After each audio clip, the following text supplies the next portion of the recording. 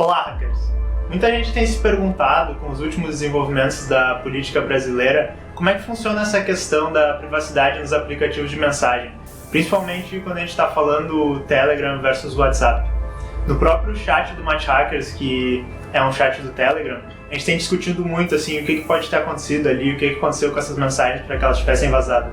Hoje eu vou responder a pergunta do Sérgio, que me mandou uma mensagem no Telegram, sobre, afinal, como é que vazaram as mensagens da Lava Jato? Eu sou o hacker Lucas e esse é o Paranoia.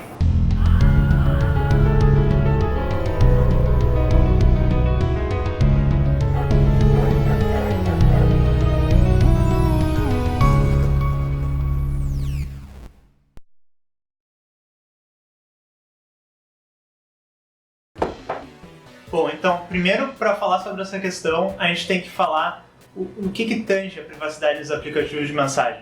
Geralmente, quando a gente está lendo sobre eles, sobre o que eles podem fazer, as pessoas vão falar sobre a interface deles, que tipos de arquivos eles podem tocar, se eles têm stickers, esse tipo de coisa. Mas uma das coisas mais importantes e que se uma pessoa estiver te recomendando o aplicativo não falar sobre isso, vai estar te fazendo um desserviço, é a questão da privacidade no aplicativo. E o que eu quero dizer com isso?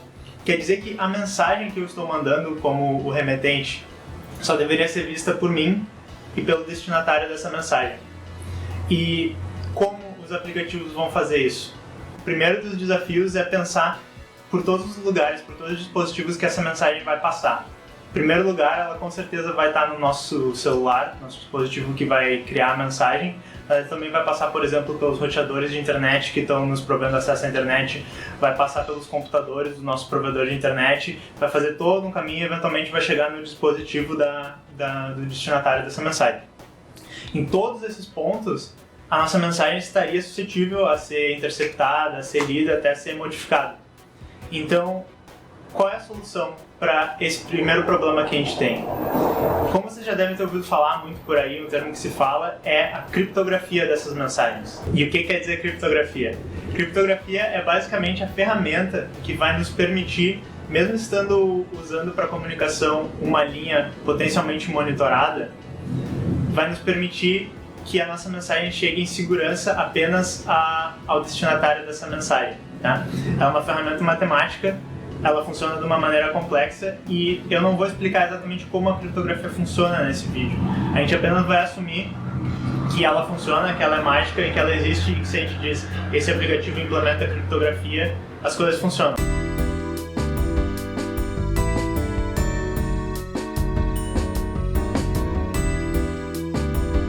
Então, no caso, já vou adiantar para vocês. Telegram e WhatsApp implementam criptografia no protocolo. Então, está resolvido o problema? Será que todas as comunicações nesses aplicativos são privadas? Bom, mas é que na realidade tem uma outra complicação. Onde que essa criptografia ocorre? Ou seja, será que ela ocorre apenas no celular da pessoa? Será que ela ocorre no servidor? Ela ocorre durante todo o caminho? Existem vários modelos de fazer isso. Geralmente os aplicativos de mensagem hoje vão implementar dois modelos. Um que se chama encriptação entre cliente e servidor e outro que se chama encriptação de ponta a ponta. A encriptação de cliente para servidor funciona assim. O conteúdo da tua mensagem vai ser encriptado no teu dispositivo, no teu celular, por exemplo, vai viajar encriptado até o servidor do teu provedor de serviços, que é o teu aplicativo de mensagens, por exemplo. Lá ele vai ser decriptado, pode ser guardado, pode ser feito alguma coisa com ele, e depois ele vai ser encriptado de novo para que ele chegue até o destinatário da mensagem. Esse modelo, ele resolve, por exemplo, o problema dos roteadores que te provém a internet, do teu provedor de internet, poderem ver essa mensagem, poderem interceptar essa mensagem, poderem modificar ela. Como ela vai ser criptografada, isso não pode mais ocorrer. O segundo modelo, que é a criptografia de ponta a ponta, funciona assim.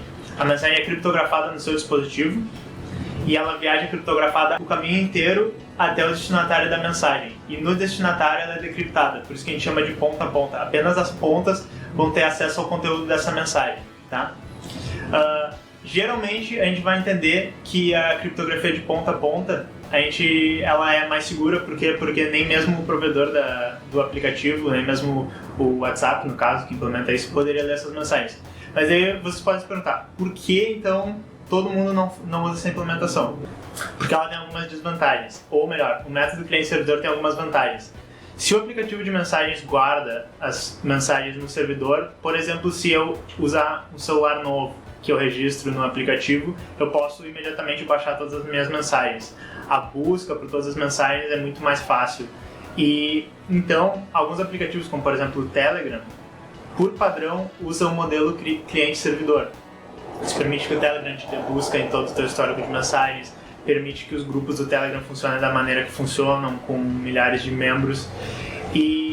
Só que ao mesmo tempo, essa vantagem é uma desvantagem desse modelo, porque se o teu celular, por exemplo, for clonado, teu número, ou se deixar sua conta do Telegram logada em um celular ou em algum computador que não é seu, a pessoa que tem acesso àquilo vai ter acesso a todo o seu histórico de mensagens.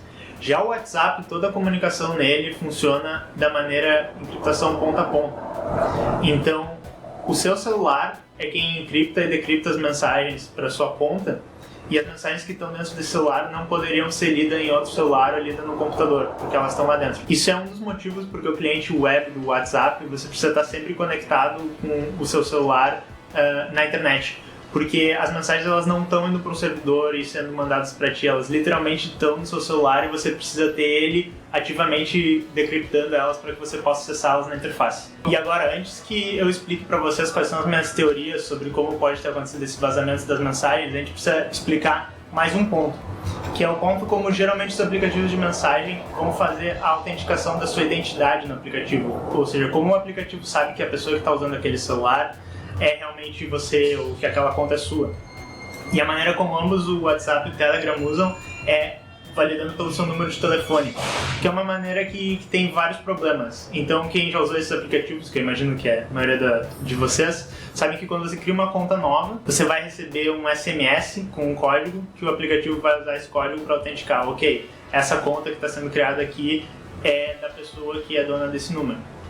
Só que um dos grandes problemas que a gente tem, e daí é um problema que vários países têm, eu inclusive vou deixar vários links para vocês verem casos assim, é que se alguém conseguir clonar o seu número de alguma maneira, por exemplo, alguém dentro da operadora, a própria operadora, um governo que está interessado em espionar um certo número e consiga o acesso a essa infraestrutura, quando se clona um número e o WhatsApp ou o Telegram, por exemplo, mandam uma mensagem com o código para autenticar a tua identidade para aquele número, se ela for interceptada e colocada em outro celular, efetivamente a tua identidade vai ter sido roubada ali. E isso é um caso assim que já foi comprovado que aconteceu várias vezes no Brasil, aconteceu em países como o Irã, e no Brasil especificamente foram usados vários golpes dessa maneira. Aí a gente tem uma diferença entre esses dois modelos de criptografia que eu expliquei antes.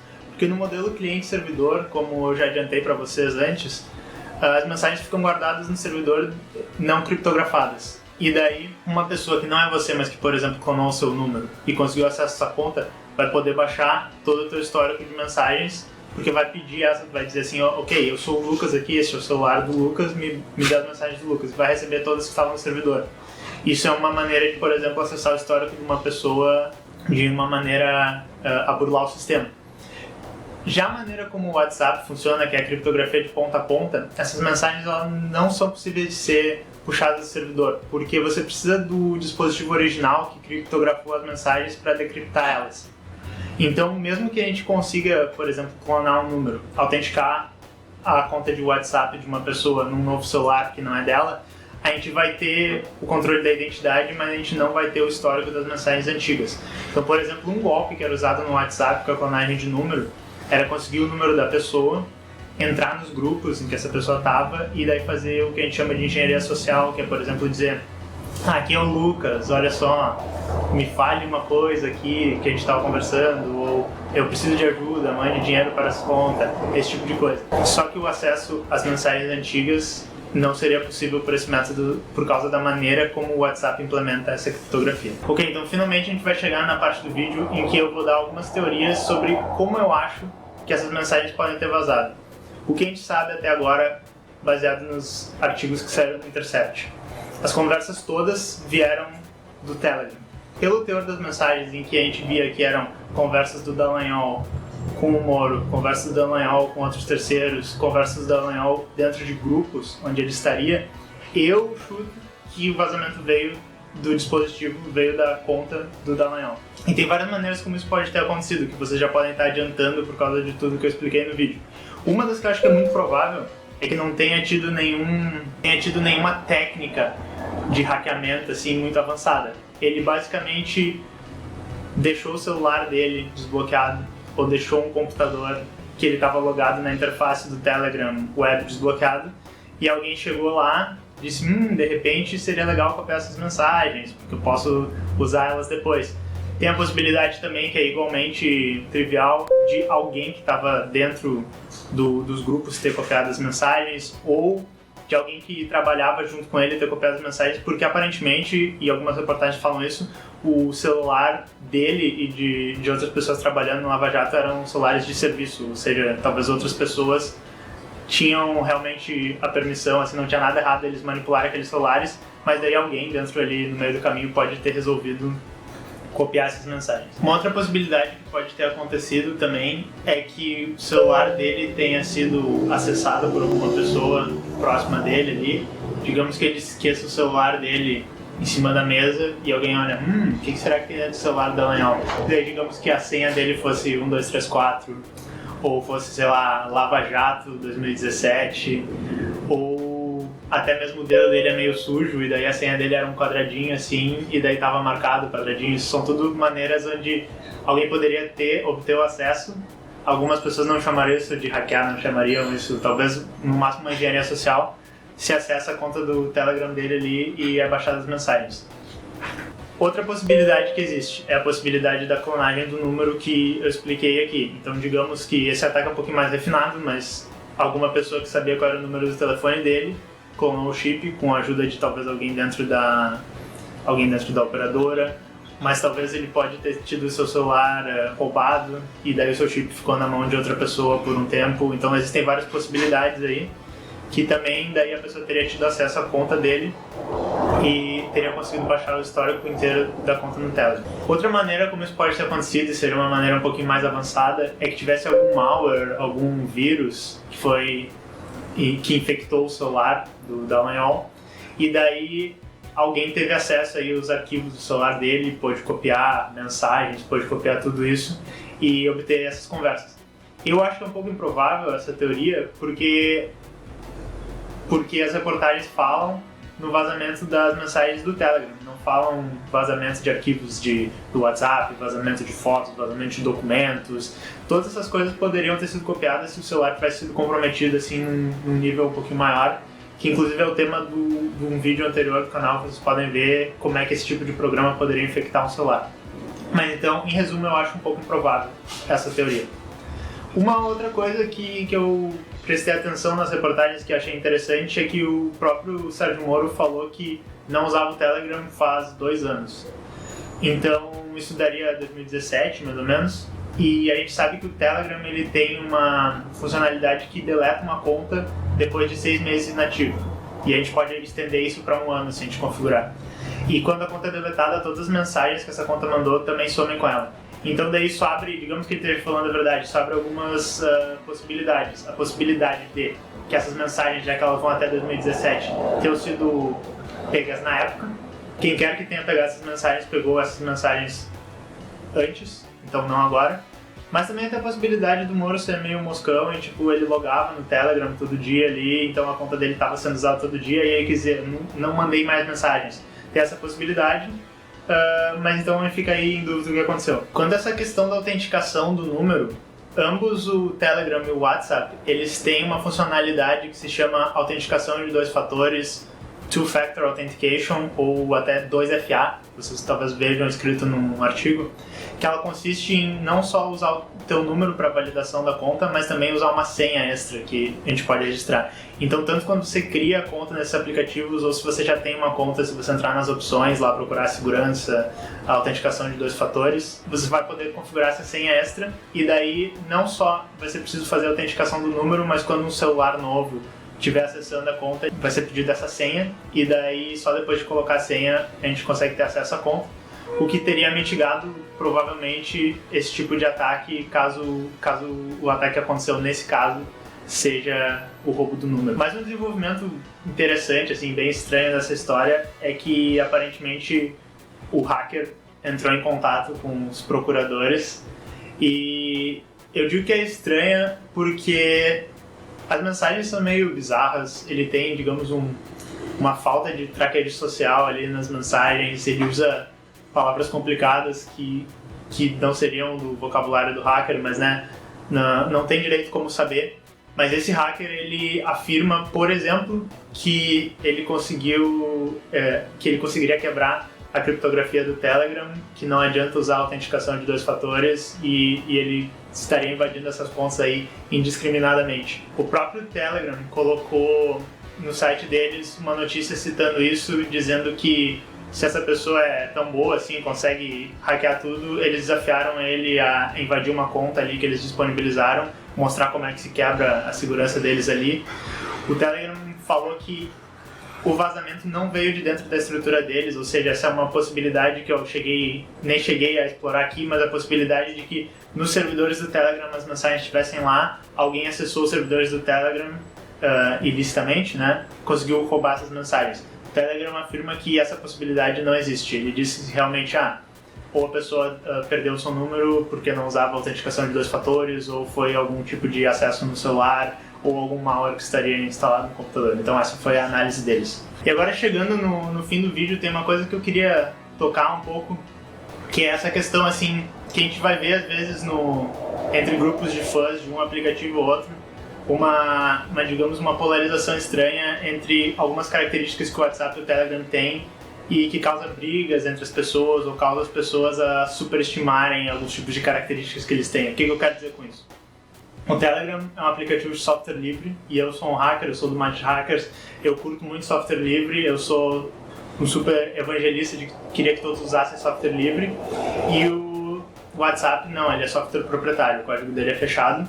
Tem um outro agravante no WhatsApp que ele foi comprado pelo Facebook e agora o Mark Zuckerberg é o dono deles, e a gente sabe dos problemas de privacidade e todo esse tipo de coisa que o Facebook tem. Eu não gosto deles nada como uma empresa.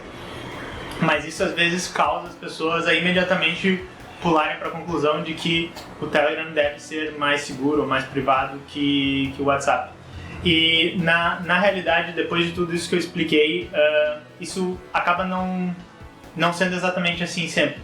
O fato do Telegram usar a encriptação cliente-servidor por padrão causa situações, por exemplo, em que um procurador usa o Telegram achando que ele é muito seguro e daí pode ter essa conta acessada por métodos extremamente estúpidos, que é a minha teoria do que aconteceu, que caso ele usasse o WhatsApp talvez teria sido salvo aí por causa disso. Tenho que falar para vocês que na realidade o Telegram tem encriptação ponta a ponta, só que ela não está ativa por padrão. Se vocês estiverem usando o Telegram, vocês podem criar chat secreto. Ele vai permitir um chat secreto, que é a encriptação de ponta a ponta entre 2 celulares. Não tem esse tipo de encriptação para grupos, por exemplo, e o Telegram tem bons motivos por causa da implementação deles para não colocar lá. Mas já o WhatsApp só funciona com esse tipo de encriptação, então mesmo as mensagens entre 2 pessoas e as mensagens dentro de um grupo vão estar sendo protegidas dessa maneira. Existe toda uma questão de, será que a gente pode confiar no Mark Zuckerberg, já que ele é dono do WhatsApp? Como é que a gente pode garantir que o WhatsApp não esteja inserindo coisas dentro do software dele que vai estar espionando a gente? E eu concordo com vocês, isso é um problema que a gente tem que se preocupar. E, na minha opinião, é um problema muito maior até. É um problema que eu gostaria de fazer um vídeo que é: será que a gente pode confiar no software que a gente está rodando?